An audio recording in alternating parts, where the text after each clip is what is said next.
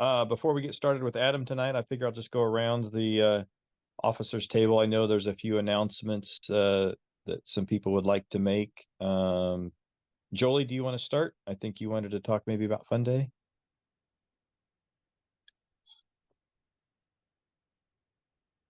Maybe. About Fun Day. So it's Saturday, June 1st. So mark that on your calendars so you don't have an excuse not to come. But what I really want to talk about is we're putting together a Fun Day committee. And if you would like to be in the committee, on the committee, I would really appreciate some new help and some more help so that we can assign the jobs that need to be done to a lot of people and we can all enjoy the Fun Day. So if you want to be on the Fun Day committee, you can either call or email me or just put your email in the chat box and I'll get you on the list so we can start a new Google email list. So you're all welcome. We'd love to have some help on the Fun Day. So that's all I really have. Okay. Thanks, Jolie. Dale, Youth Scholarship. Hey, good evening, everybody. We had 6 applicants for this upcoming year, and they're all eligible to receive a scholarship. However, I'm still looking for sponsors. I'm specifically looking to see if anyone is available to sponsor a student or two in the Ottawa area. I think we have the other 4 covered, but if I can't find a sponsor for those 2, then we're just going to have to ask them to reapply next year. So Dale, I assume you mean mentor, correct? That's correct. A mentor to Okay. work with the scholarship students, yes. Okay. Yeah, so if there's anybody out there kind of in maybe Franklin County, Douglas County area, let Dale know or let one of the officers know, and we can see about getting a mentor assigned. Great. That's good. Buck, I see you're on. Do you have anything for the cause? Yep. Information. Just we're still looking for an applicant again for the veteran scholarship. So if you guys know of anybody around, it's a pretty good deal. Please spread the word. Okay. Christy Sanderson. Anything? Yeah, the year 2 and beyond beginning beekeeping class is January 27.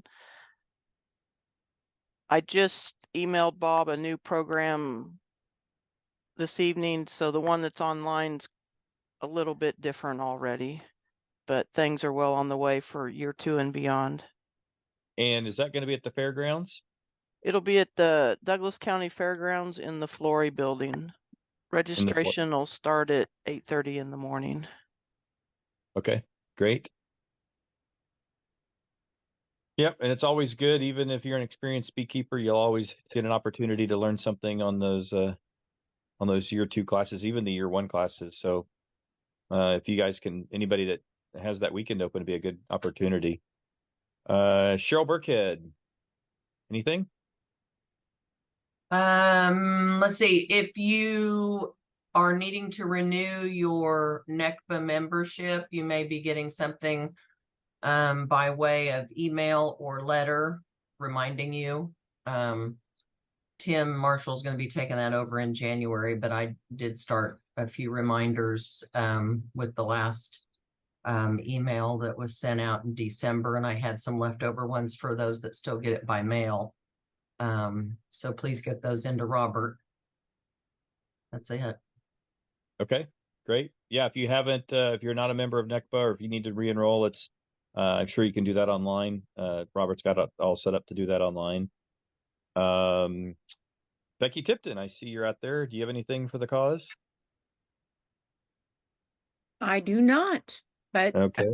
Just a slight reminder for the people that are presenting. Well, I'm going to be doing the program booklet again. Get your programs finished and send those to me so I can get them all printed. Thank you. That's it. Thank you for asking. You know what? Jim Kelly, I'm gonna put you on the spot. So Jim is part of the Kansas Honey Producers Association. Jim, is there anything, if you want to unmute, that might be of interest to the NEKBA crowd? No, you did put me on the spot. Just as far as legislature going, of course, everything's kind of in break at the point. There was an interesting article that came out this morning regarding the pesticide issues that were in Nebraska with neonics, and I think that's on our Facebook page now. I believe Becky put that on. So that's quite interesting, something you need to read, check up on. But that's it. Okay, great, great. Ed Darlington, I see you joined since you're our outgoing president. Any comments from you tonight? No, I'm here, but I don't have anything to add to the meeting, so I'm just going to listen. Okay, good deal. Shay Francis? I'm here. All right. Nothing for the group? Nothing for the group. All right. Well, okay. So yeah, so I'm hoping, Adam, are you out there? Can you hear me okay? Sure can. Thanks. All right. Good evening. Yeah, so there's been a lot of talk on and off recently about, selling honey in Kansas. I know we've had some programs about having a certified kitchen at Fun Day. So Adam and I have swapped emails quite a bit over the years. I've probably been a little bit of thorn in his side, but I have, the couple of us in the group do have licensed food processors, so he's an amazing resource if that is something that you're interested in pursuing. But tonight, I think the focus is more about the, kind of the backyard beekeeper, the common beekeeper that maybe wants to sell honey and is just kind of unsure about what the requirements are. I know there's been, some so-called exceptions in a few things. So Adam graciously agreed to give a little demonstration or give a little talk tonight, and I'm sure we can ping him with any questions that we might have. So Adam, I'll turn it over to you. All right, thank you. I appreciate that. Do you have a PowerPoint here, of course? So we can share that and hopefully get confirmation that that's displaying okay. Yes, we can see it. All right, very good. So good evening. My name is Adam Inman, and I'm the Assistant Program Manager for Food Safety and Lodging here at the Kansas Department of Agriculture, and work with among other things, restaurants, food processing plants, and just basically most food products that are offered for sale to the public. So appreciate, again, the opportunity to present this evening. If you've seen a presentation from our program in the past, some of these slides will look familiar, and it's not just to be boring, but that's to be, consistent. So I'll move to the background slides pretty quickly because I want to make sure we have time to address the questions that are out there. And I'll try to monitor chat as well. So hopefully we'll have a good conversation tonight. I do want to start off with a quick caution. If you see this beekeeper in particular, you might want to hesitate to let him join the association. So I'll just throw that out there. That's pretty good. And it's not me, just to clarify as well. So of course we have food safety requirements because there are a lot of foodborne illnesses every year in the United States, and it causes a lot of bad things, including cost of the economy. Honey is obviously a very safe product, so we acknowledge that. There's no question about that. So a lot of what we do is for basically leveling the playing field. But just some background, different cases that impact people. It's important to keep these things in mind. And so again, honey, not a particular concern to these things, but they're just kind of standard. We do have some home food cases that are related to some bad outcomes, botulism in potato salad from home canned potatoes used to make a potato salad a few years ago. So that's, it is an issue, and we try to find that right balance of safety, and we don't want to be unduly burdensome on industry as well. We do want to serve, promote, and grow the state's largest industry to the benefit of Kansans and its citizens. So that's the agency's mission. And how we do that is very important. So our compliance approach, again, is to educate, warn, and enforce. We want to make sure people know what the requirements are, give them that warning if there's some issues that need to be dealt with. We do look at it, then enforce as needed. We do want to evaluate systems on the whole and not just look for one-offs or non-compliance issues and play gotcha. That's not what we do.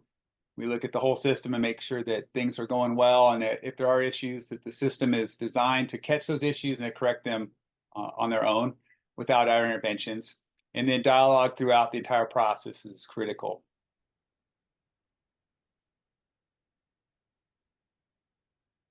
All right, I won't spend too much time on the pop quiz, but over the years, again, this is just an example of how formulation can come to play on things, and how food science is not necessarily intuitive, even though we all enjoy consuming food on a daily basis. So started going through what components of potato salad require refrigeration, and most people understand the eggs do. Actually, when I started giving this presentation, people would just throw out the ingredients, and as I went along, some people actually say, I don't know what goes in a potato salad. So I just went ahead and included those. But eggs are a great environment for supporting microbiological growth, pathogen growth. Celery will do that if it's heat treated. So if you cooked your celery before you put it in that potato salad, it as a component would require temperature control for safety. Potatoes, once they're heat treated starch, great growth medium as well. And then mayonnaise is the one that's often surprising for folks, and that is a no. And that's because of the acidity in that product. Could be contaminated, but you wouldn't have bacterial growth. So temperature control wouldn't do us any good with that, reducing that pathogen activity. So just keep that in mind, that food safety and food science can be pretty complicated. So that's why we do have a lot of these laws and regulations. Experimenting here with the QR code thing doesn't always work for folks, but these laws and regulations, if you want to look them up for yourself, they're available on our website. And I'll get those popped in the chat here after I'm done presenting. So any of the links that I've got a QR code for, you can try to get ahead of the game and use the phone if you want to feel successful that way, or just wait and I'll get them popped into the chat towards the end here. But the laws and regulations are there for your review, and we do our best to implement those uniformly and fairly. So a couple of key ones that get into that come to bear often with the folks that are using honey or offering honey and honey products is a sampling exemption. So there is an exemption that allows a person to provide samples of product, either for selling the product itself or to complement the sale of other items. So like selling knives or blenders or other types of food products or ingredients. So key points there is can't charge for the sample. It must be a small amount of food. And you do have to provide safe food at all times, even if it's exempt from licensing. Of course, the one product that's of most interest to folks tonight, I imagine, is the honey exemption. And so that's comes from a couple of different sources in the law. So the first exemption that is commonly here get questions about is the food processing plant definition carves out an exemption that says it does not include any operation or individual beekeeper that produces and distributes honey to other business entities if the producer does not process the honey beyond extraction from the comb. And for the purposes of how we do this, extraction includes a kind of rough filtering and getting it separated that way. The definition of processing is another definition to keep in mind that shapes this exemption. And processing, as defined in the law in Kansas for food safety, does include packaging and labeling. So transferring product in retail packages to another business entity outside of this exemption and does require a food processing license. There is no requirement for the honey to be in bulk amounts. So the question about what is bulk has come up, but there's not a direct requirement for bulk amounts to take advantage of that food processing exemption. However, transferring in containers smaller than a gallon would likely get a closer look. So, for example, transferring a dozen 8 or 16 ounce containers would likely be considered a wholesale transaction because those are in the final package. And, it might be just convenient if you had a bakery that just needed a small amount of honey, that would be one thing. But if, if it looked like it was being transferred for further sale to the consumer through that other business entity, then that would be outside of what the exemption allows. So the key test is if that honey is then offered for sale in that container it's received in. Sales to a bakery for use in the products, again, would be exempt as long as it's used in that purpose and not offered for sale again in those containers. So, there might be some customers, you might have individual consumers that want a gallon of honey or a larger size of honey. That's possible, but that tends to be generally, I think there's some of those larger containers are more for like ingredient type of use or for repackaging at that establishment versus those already consumer labeled smaller packages that tend to be the more common sizes that we see purchased by consumers. Another exemption that does come to bear for a lot of folks working with honey is the direct-to-consumer exemption, so often commonly called a cottage food exemption. So if that food is produced for distribution directly to the end consumer, so the person that's the producer is, or making that product, whatever it is, if it's cookies, if it's honey sticks, or other similar products, if that person making that product is then providing it directly to the end consumer, that would be exempt from a food license, as long as that product does not require time and temperature control for safety or specialized processing. So a honey stick, those would be very clearly in this exemption, allowed for direct-to-consumer sale without a license. Honey barbecue sauce is going to be a different product. That's going to be a different answer. We're going to need to see that product evaluated. It could potentially still fall into this exemption, but just depends on the formulation. So we want to stop and take a look at that. And then, other honey types of other products you might add honey to may or may not fall under this exemption for the direct to consumers.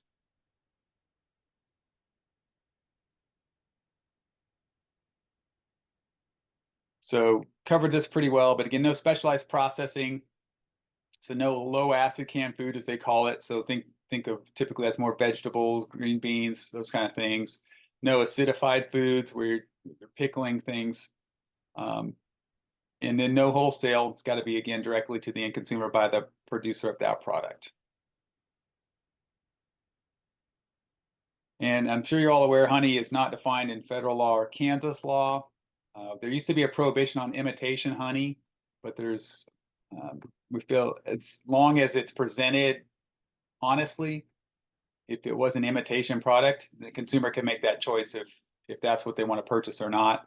So that prohibition, which actually impacted, say, Kentucky Fried Chicken used to, I think they carry the imitation honey packets, but it very clearly states imitation honey. So we felt that was a consumer decision that should be made. So that was removed a number of years ago. Again, the key point is all ingredients must be disclosed in any food product. So anything that you would present as honey, if there was something that was added, that would not be allowed unless it was declared in a transparent manner on the labeling. Oops. That was the wrong button, I think.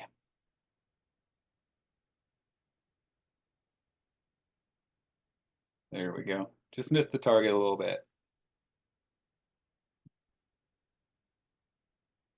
The stop share was right next to the advance button. Okay, so you're probably aware no standard of identity as well in the federal level and the federal regulations where they're actually like jams and jellies and dairy products.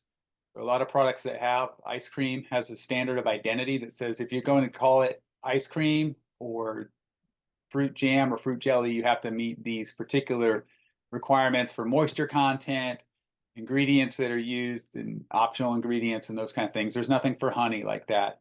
So that creates a little bit of a challenge for us, but I think we all kind of have a pretty good working understanding of what honey is and what's expected to be. So we work with that, and again, any alteration to that would need to be declared on the labeling.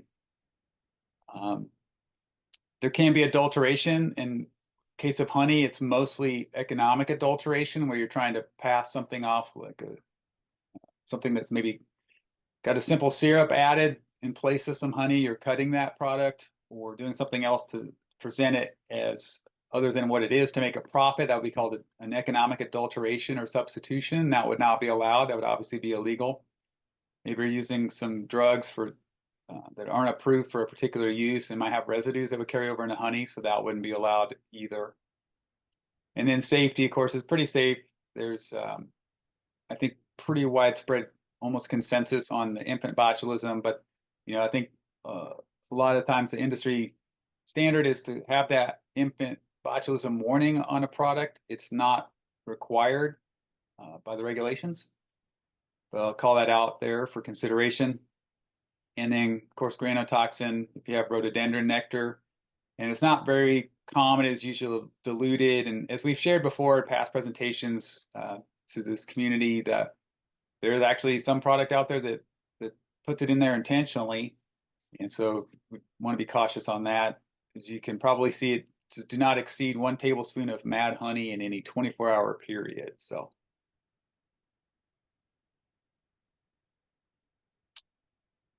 we've also gotten some questions on labeling, and so we'll jump over to that.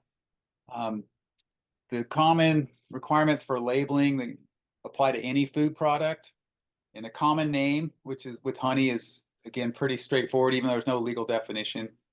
Honey is what's required for what we consider to be honey. Net content is the amount of product. That had some complaints come in on that as well.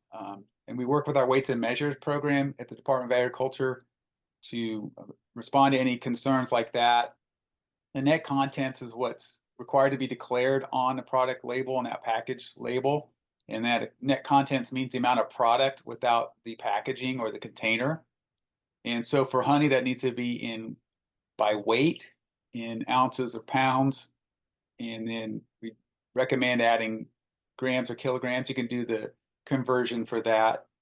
And it's got to be accurate within the tolerances. So typically you should err towards slightly overfilling. Obviously, the best thing is to get as close to that labeled amount as possible. As far as ingredients go, of course, if it's just honey going in there, that's fine. You don't even have to have an ingredient statement. But if you're adding a flavor or a color to the honey, then you would have to declare that in the label, in the ingredient statement. We get some questions on responsible party and what has to be declared. It is required to have the name, address, city, state, and zip code of the responsible party, unless you can do a web search or another directory search and be able to find that address for that responsible party. For the responsible party, sometimes we get questions on the source. Again, talk a little bit in the next slide about truth in labeling, but the responsible party, if they're not actually doing the packaging, then it needs to be manufactured for or distributed by or similar qualifying statement on that label for the responsible party.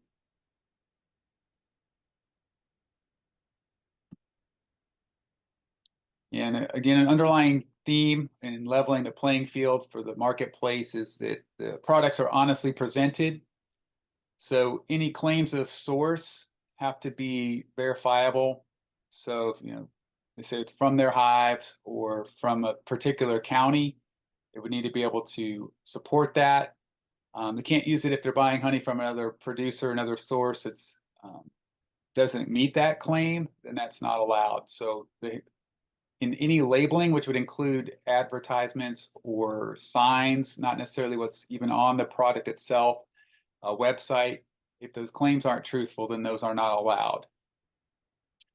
As far as, again, ingredients, no substitutions would be allowed unless it's properly declared in the labeling. And again, as, for example, adding a syrup to try to cut that product or to alter the flavor.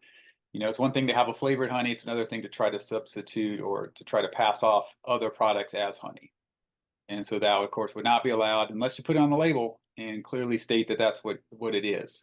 And then the consumer can make a decision about what they're buying.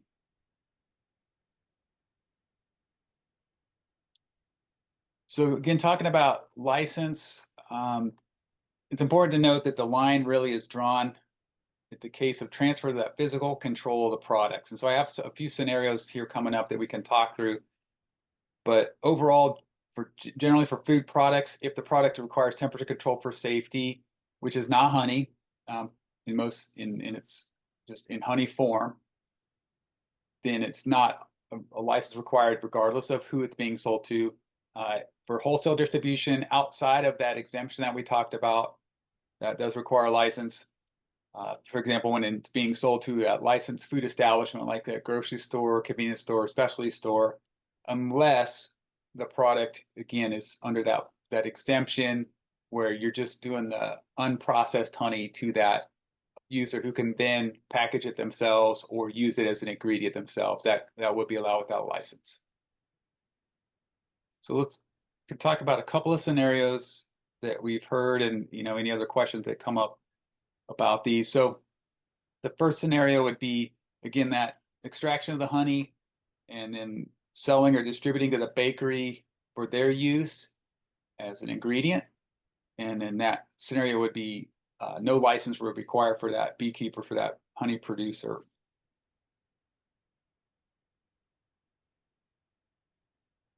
A second scenario for discussion and consideration, extracting the honey, packaging it in the various retail containers, let's just say sample size up to 24 ounces, and putting it in a craft mall or consignment, distributing it to a variety store for resale.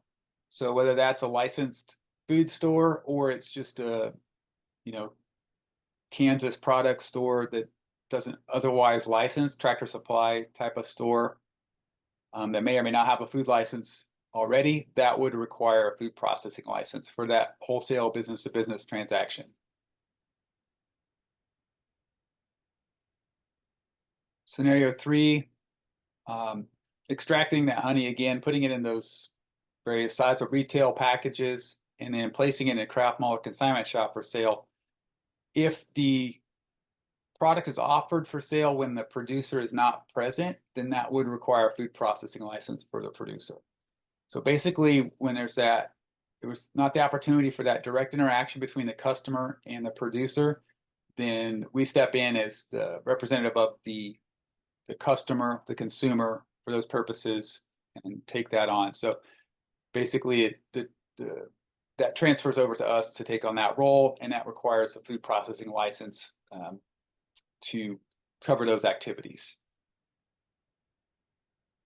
So I'll pause for a second to see if there's any questions on those scenarios or any other scenarios that might have come up. I know there's a lot of different little wrinkles on business models.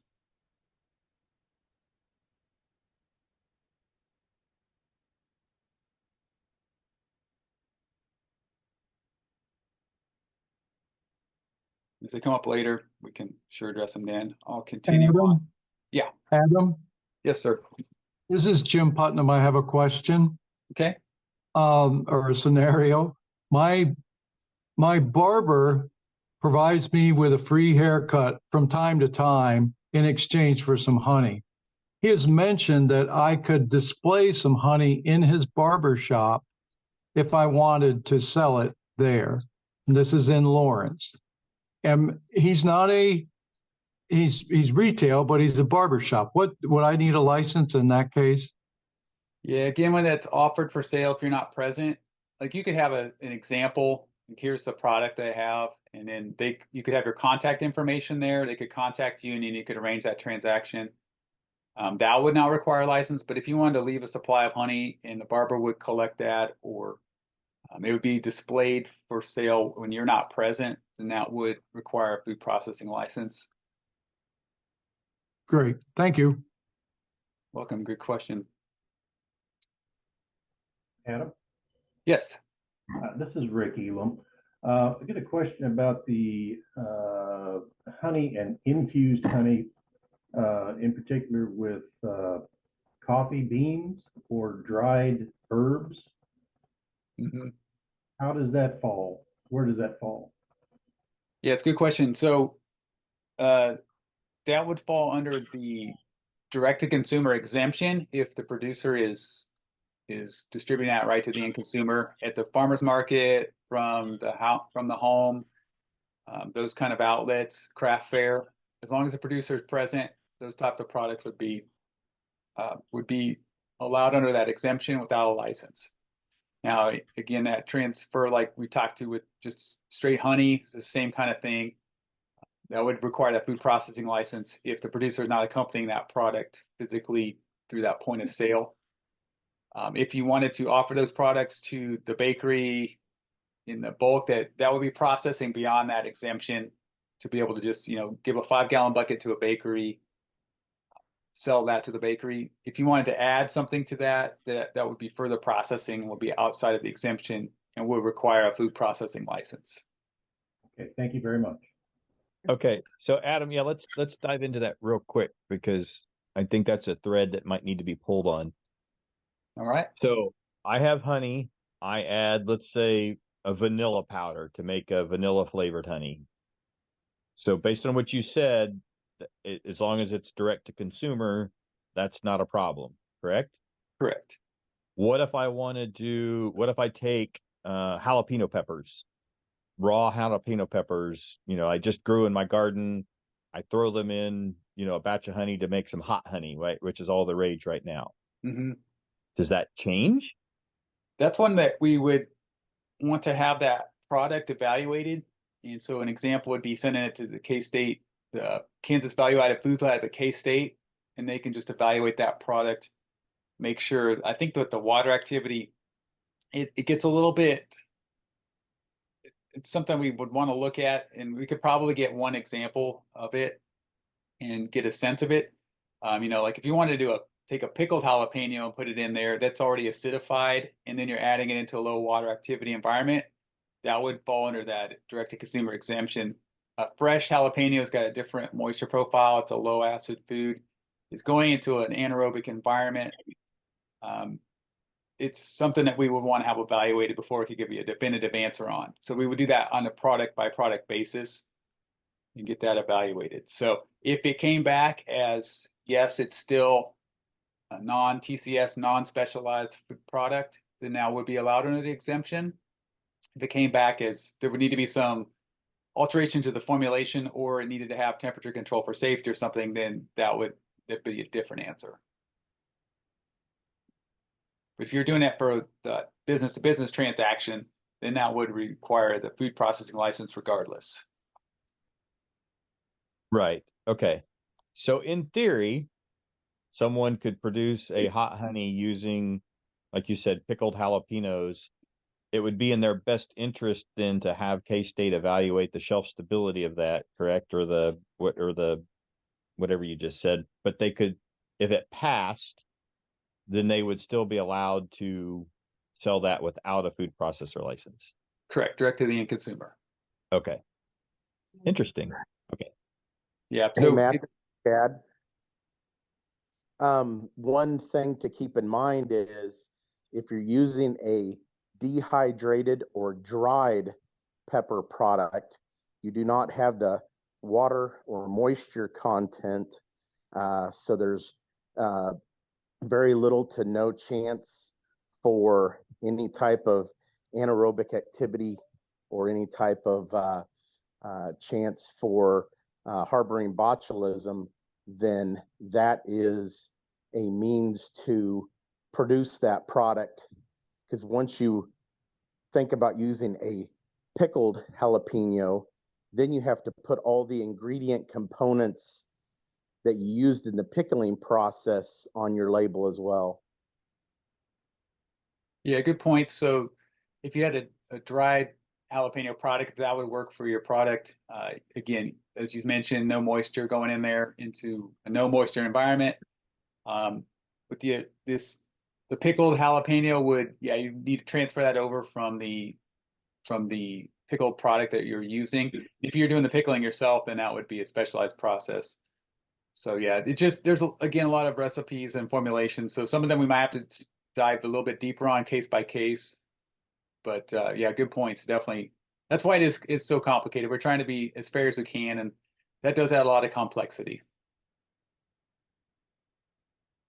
Okay, great. Thank you.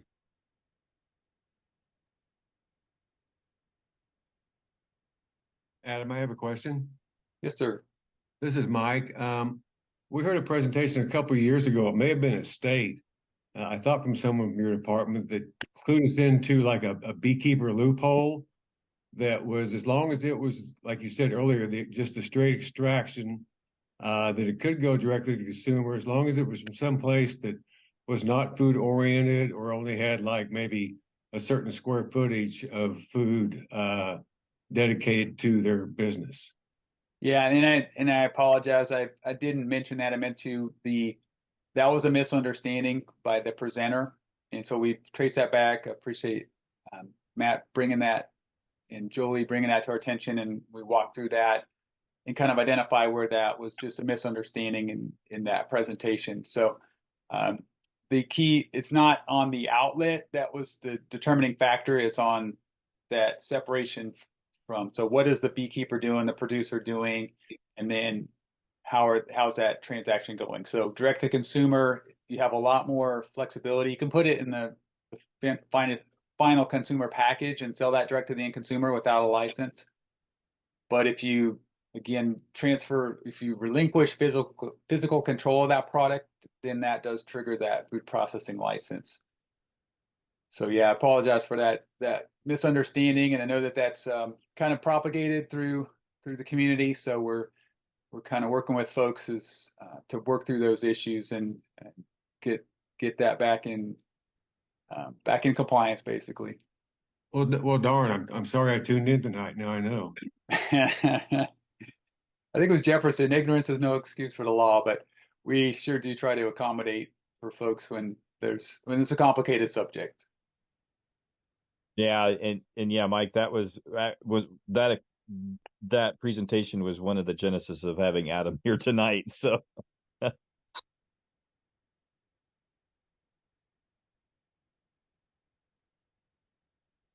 right, Adam, continue.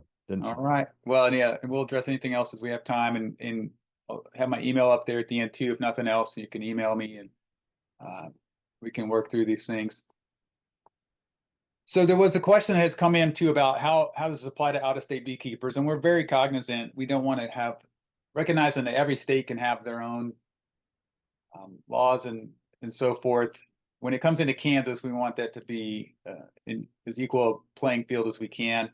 So they are subject obviously to the laws of their home state. We don't have any jurisdiction across state lines. So if it's a Missouri producer, we can't go into Missouri to do anything other than to check with the Missouri officials and make sure that they're in compliance with their laws of their home state. Now, if they want to come across to a Kansas farmers market and sell, that's totally fine from our standpoint. They just they can take advantage of that direct to consumer sales exemption. We're going to look at any particular product. If it's just honey, and it's honestly presented, then that's no problem. They can compete in the Kansas farmers market scene, for example.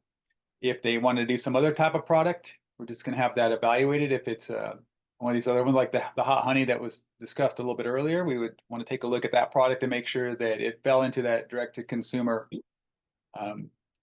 exemption. Now, if they wanted to come into the business to business or wholesale market, even though there might be an exemption for them to sell maybe even to a grocery store for resale in their state without a license, once they cross state lines, and they would be subject to the Food and Drug Administration requirements for interstate commerce because they've entered that. So they left that kind of cocoon of their home state, and then they're subject to FDA requirements to help ensure safety, from a standpoint of are they producing in a clean and sanitary manner, and they're honestly presenting it.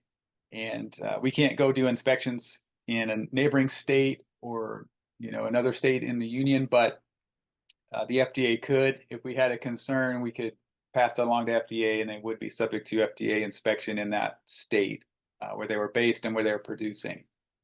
So we do feel that helps to level the playing field as well.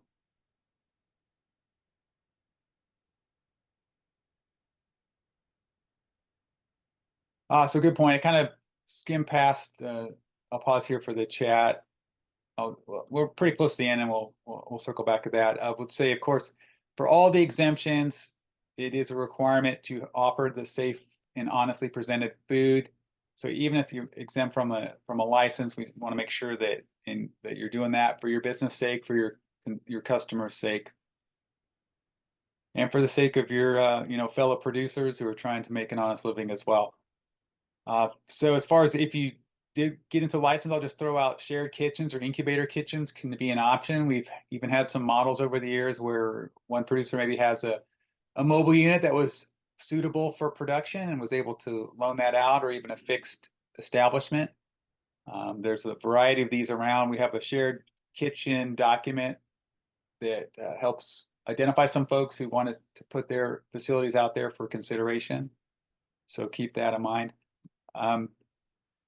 That's all the slides that I prepared tonight. So I'll jump back here to the nutrition labeling. So unless you were very large, I mean, I think it's about right now it's like around $1 million in sales, or $500,000 in total food sales, and a certain number of like 50 employees, that automatically requires you to put nutrition labeling on that product. You're exempt as long as you don't make any other health or nutrient content claims.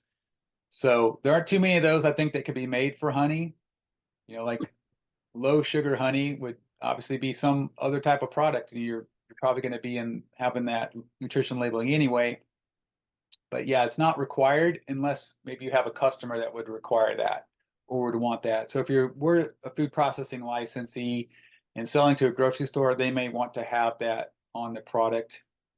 There's FDA's got a guidance document out about that regarding the added sugars.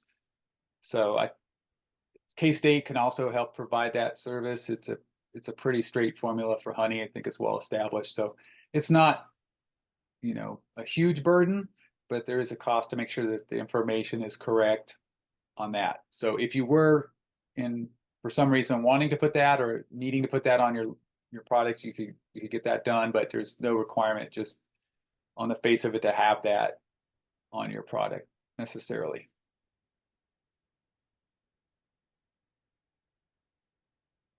Hey, Adam, this is Buck. I had a couple questions. Yeah, you want to take them? Sure. Now, I'll give it a shot. Yeah. Hey, a quick question. Well, first kind of question. When is the last time Kansas has, had any foodborne illness linked to honey? Are you aware of that, or when that came around? No, I can. Well, foodborne illness is highly underreported. I didn't get a chance to look at the CDC and see which ones are linked to it. I think you're not going to see a microbiological hazard there. So it's really going to be more, honestly presented consumer protection type of activities, as well as maybe drug residues, economic substitution kind of issues. Okay. And then other question, could you say you step in when it comes to the retail side of the house? That's when you say the KDA steps in. So I have a question on that. So a scenario here is, Adam the beekeeper can legally sell his honey in the farmer's market. Adam, the beekeeper can legally sell bulk honey to a local bakery. That bakery can legally make a product with that honey and sell to the local community. And it could be the same person all the way through. But if that beekeeper tries to sell his bottle of honey at that local bakery, that's illegal. So if the KDA is coming in to represent the customer, what is happening during the inspection that is protecting the customer? Yeah, so during the food processing license, so it requires a license to sell legally in that scenario. Yes. So yeah, we come in and look at the packaging facility where that honey's being extracted and packaged, and make sure, cross-checking those kind of things, sanitation, record keeping, some basic. It's typically just what they call a good manufacturing practices inspection for the most part, because it is, as you mentioned, a low hazard product. So it's really about making sure there's not extra added things. I mean, we had a scenario years ago where a honey producer was in an occupation for her day job that was require, you would think, pretty extreme hygiene, but there were being packaged in a personal use kitchen with pets that were on the counter, cats and so forth. So it's kind of giving that inspection to make sure that something like that is not happening, that things are clean and sanitary, and there's nothing extra getting added to that honey intentionally or unintentionally. Well, what's the difference then if that person buys it directly from that same individual at a farmer's market? Yeah, it's a fair question. The legislature, decided that that was up to the individual in that case to talk to that producer and make their own assessments. And you could present a pretty fair face at the farmers market, and maybe not put on your best game for the farmers market, and may not necessarily reflect the home, but that person would have an opportunity to talk to you and make their own decision, however flawed that might be. So, and then so my question is, you mentioned the legislature has made the law. So if that law or a challenge to that law would come where the legislature was looking at changing said law, how would the KDA react to that? Would they stand in the way, or would they sit there and say the law, as it moves through its the process of going through the House, the Senate, and potentially to the governor for signature? Yeah, the big question for our legislative team, we take direction from the secretary on how that bill would be responded to. It would just depend on what the content of the bill was and the changes that were implemented, and we'd review that and make recommendations to the secretary, and then he would decide how he wanted to respond to that, if it was in support, neutral, or opposition. So it would just depend on what the bill itself would say. And you mean the Secretary of Ag? Correct. The Secretary of Agriculture, okay. Secretary Mike Beam. Okay. Would set that policy direction for us. Yeah. Got it. Thanks.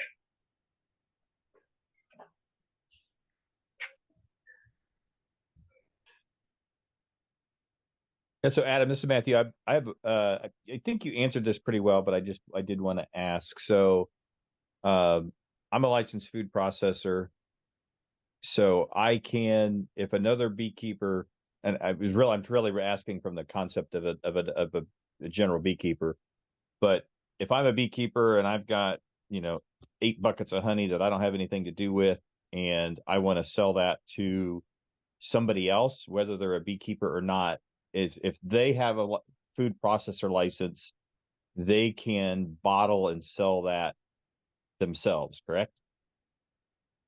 Sure. Yeah, there's definitely some variety of arrangements you can make there. The licensed food processor could package it for that individual, and it would typically put this a package for that beekeeper if you wanted to go that route. And then any claims on there, if they know the source of the honey and they want to put that on their label, that's fine. It just needs to be accurate. So if any consumer questioned that, you could explain, yeah, I went to a licensed processor so I could get it in the stores, but it's my honey. We can trace that back to the hives and so forth. So that's one model. We could just sell the honey and do it a number of ways. What we're looking for is that it's accurately labeled and truthful. So, okay. So if Buck wanted to sell his honey at the local hardware store, convenience store, barbershop, let's say that's local barbershop. Or we'll take Jim Putnam as example. Jim's got honey and he wants to sell it in his barbershop. I could bottle that honey in my licensed food processor kitchen, label it Jim Putnam's honey, but on the label on the back I could say packaged for Jim Putnam by Matthew Brandis. Yeah. Then he could take that to his barbershop and sell it. Yeah. He doesn't have to have the food processor license. Correct. All right, this is Buck again. I'm sorry, Adam. This is multiple states have an exemption for this because you mentioned multiple times that what do you call it? It's such a low risk product, and the food processor license to me in this example, there are examples where I think it is 100% right. This license is for there because of the association with foodborne illnesses, like the example that you gave earlier. But I think through my research, there's been no cases of infant botulism in the state of Kansas linked to honey. On top of that, the American Pediatrics Association, the National Honey Board, and I can't remember what the third main one recommends she recommends not feeding the kids under the age of 12. And there's no state or federal guidelines, or the CDC is the other one. There's no state or federal guidelines requiring that label. If that's really the only thing you guys are looking at, I guess I'm not seeing how I get around the law if I allow Matt to bottle my honey. That is all of a sudden just because either you've gone in there and done the inspection says it's a clean sanitary place. When, like I said, Missouri, right, less than an hour away from, I'm less than an hour away from the border right now. No issues, nothing of that nature. That's why I'm just not understanding this one, because it seems like a huge barrier to entry. When I think you made a comment, you're trying to level the playing field for the benefit of Kansans. I believe, sorry if I misquoted you on that one at the very beginning. It just seems like you're putting barriers up there for smaller scale beekeepers that want to do something in their local community. Yeah, there's the inspection, again, as I mentioned, there's not a requirement for the infant botulism statement. It's about just generally any food product, how is it being produced? Is it being produced in a sanitary fashion, wholesome, honestly presented? So that's where the legislature over the years has carved out some exemptions. And so we work with those. But when they're outside of those exemptions, then any food product, regardless of that risk, there's that basic, it's got to be wholesome and produced under conditions that are safe and sanitary. So rodent infested, roach infested packing shed that's bottled and you got extra roach bits in there, that's the kind of thing we're drawing on. And again, that the exemption says that as long as that customer is interacting directly with the producer, then they can make that determination on their own. Otherwise, when there's that separation, then we step in that role.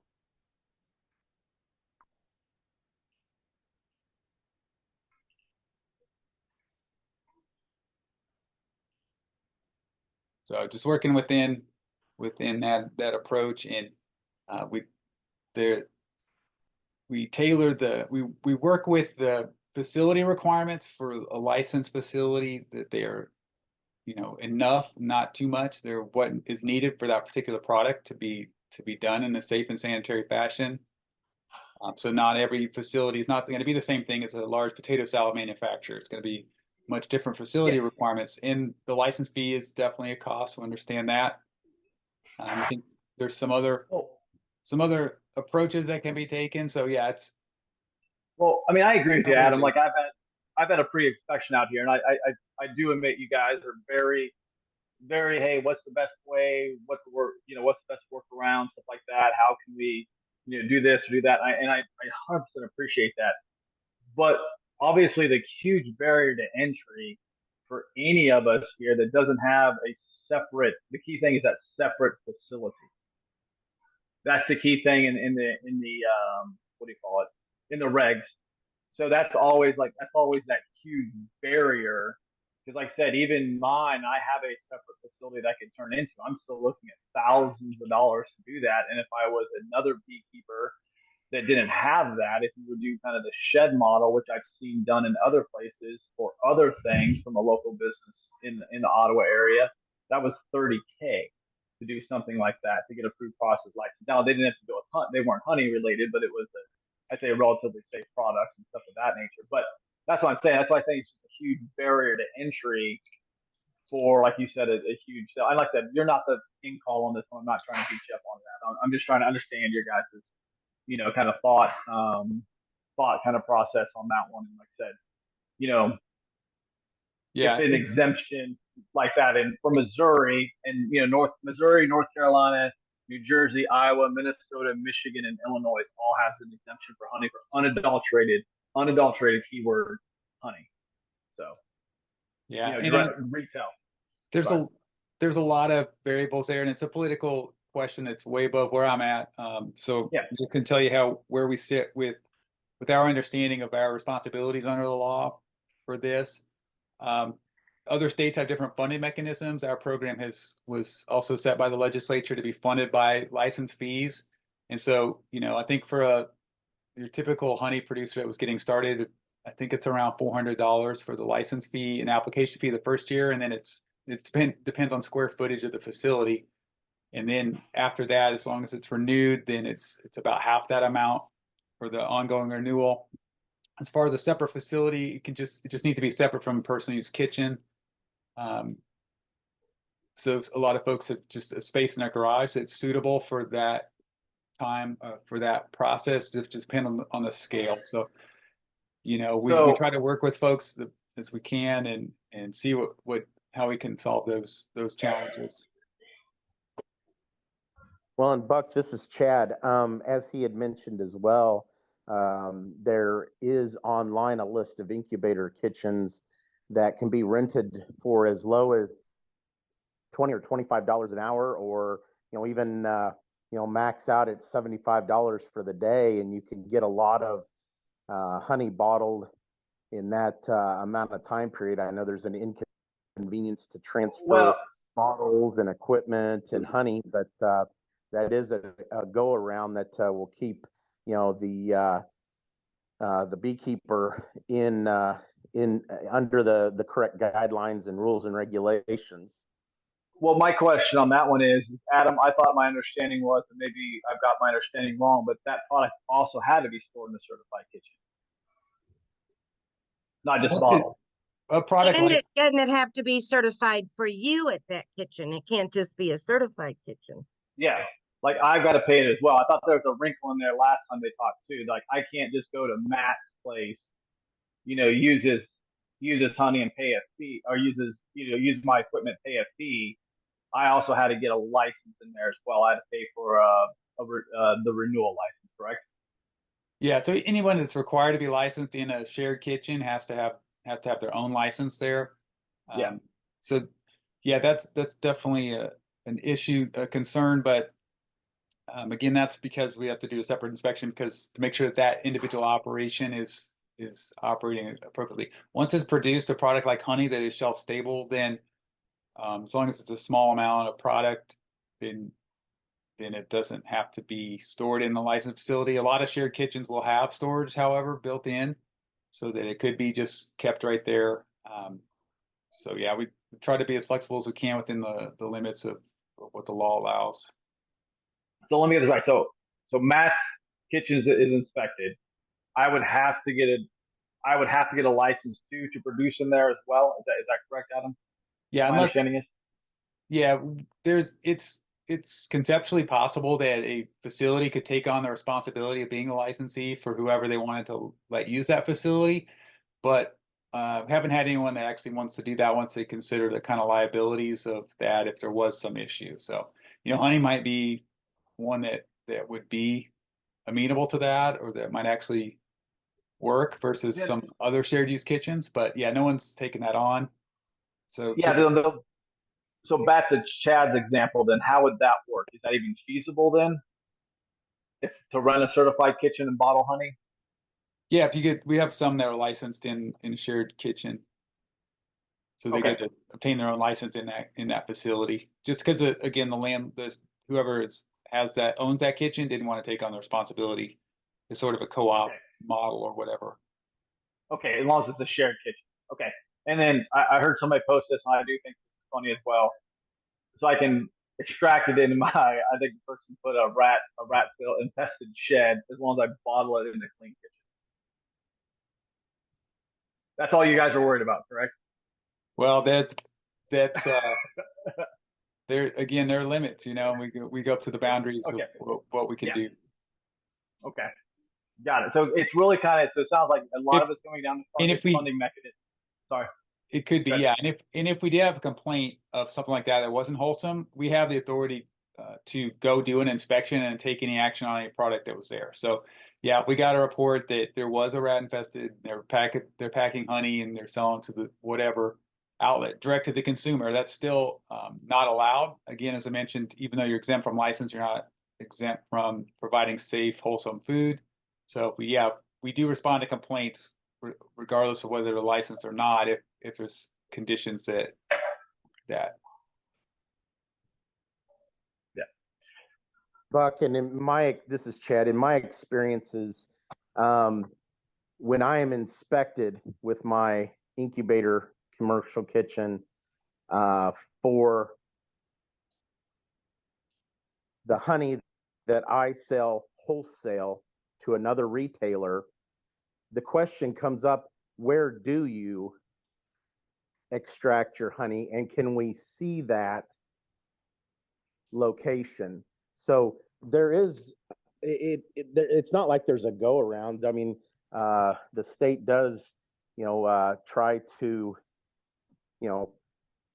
be as diligent as they can be with ensuring, good sanitation when it comes to any type of, food-based products. So as a wholesaler, where I retail or wholesale to other retailers, they'll ask you that question: where do you extract your honey, and can we see that? So it's not like you're able to make a go around, because once you start as a wholesaler selling to other retailers, then that question will arise and come up, and so it's not like people are trying to extract in a dirty facility, and then just because they take it somewhere to be bottled, that's their go around. It does come back to things being inspected in the entire process as you continue to grow your business. Well, no, and I agree, Chad. But there's, like I said, even Adam said there's a limit. Even when the guy said, was out here doing my pre-inspection, we kind of joked that, really, the KDA doesn't really give two flips about how. I mean, obviously to a limit. No, don't get me wrong here. I could extract in a rusty extractor. Like I said, until they get a plant, there's not much they can do about it. But if I don't bottle it in a certified kitchen, that's going to get me in trouble a lot quicker than that. Like I said, is it good practices? 100% not. It's not good practices. And as beekeepers, we shouldn't do it. I just still think it's funny that, again, I could sell bottled honey literally in Baldwin, where the farmers market is. It's literally less than half a block away from, a business that buys my honey in bulk, but I can't legally sell at that bottle of honey at that place for the local community. But the local community, is eating products made with my honey and can buy it at the farmers market. That's why I just think it's interesting that it's safe up until that point where I'm no longer in the picture. This is Jim Kelly. That's all right, guys. I'd like to try to. Can we? I don't want to turn this into a license process or discussion, Buck. Can we? No. Yeah, no. Sorry, I'm just. Like I said, I'm not trying to beat up on Adam. I really appreciate your. Oh, yes, you are. What do you got? Yeah. Yes, you are. I realize that he doesn't make the decisions and stuff like that. I get it. I understand that. We're all just cogs in the order and stuff like that. He's got to do what his boss tells him to do. I'm just trying to understand the process and reasoning and the thought process behind it. Like I said, Adam, I appreciate all the questions you've answered even before this meeting tonight. I appreciate your responsiveness and stuff like that. So again, I'm not trying to kill the messenger. Yeah, I tell you that the particular exemption that's in place now was based on input that the secretary we had received from the producer community at that time. I think it was around 2011, 2012. So at that point, that's where this felt that was a good compromise position. That's what made it through the legislature. This is Jim Kelly. I have a question. Yes, sir. If I remember right, back there a ways, there was also some liability insurance that was required. I know now that most of the places, we don't sell a lot either as far as bottling goes. Most of ours is bulk. But they will ask if I have $1 million liability insurance. Some of the bigger stores are asking for a $2 million liability. Is that going on yet, or what is required there? That would be a requirement of the customer. We don't have any requirement for any type of liability insurance. So we hear that a lot from all small producers in all kinds of food products. That is probably a barrier of concern for a lot of folks. But yeah, that's a marketplace requirement for that particular customer or that account. So a lot of the grocery stores will require some pretty sizable liability insurance from their vendors. That's what I thought. Thank you.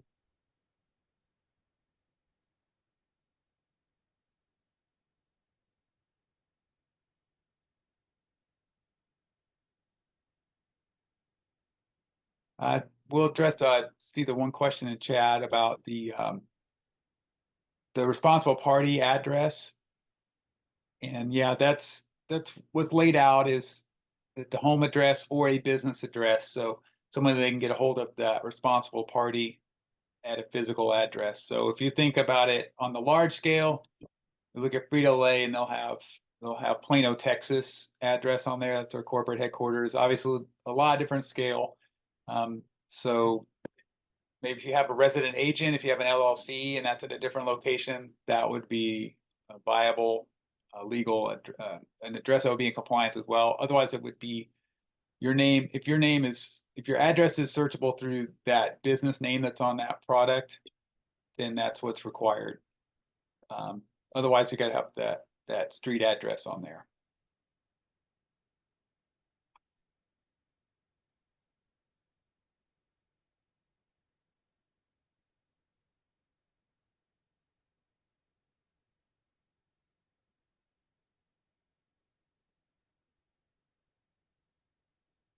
Okay. Anything else? Anybody else have any questions?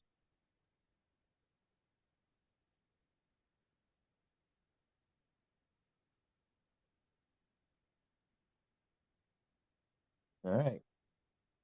Yeah, Adam, I appreciate it. Yeah, I had typed up a bunch of questions as you were going, but I think they all got answered. Did you have some? Oh, yeah, you just read my mind. I was just getting ready to say if you can flash up your contact info for anybody, and I will definitely second that. Adam's responsive to his emails. Don't know that I've ever called you before, but certainly very responsive to emails and questions. So I think we certainly appreciate it. Well, you're welcome. I appreciate the opportunity, and yeah, anything that comes up, we'll do what we can.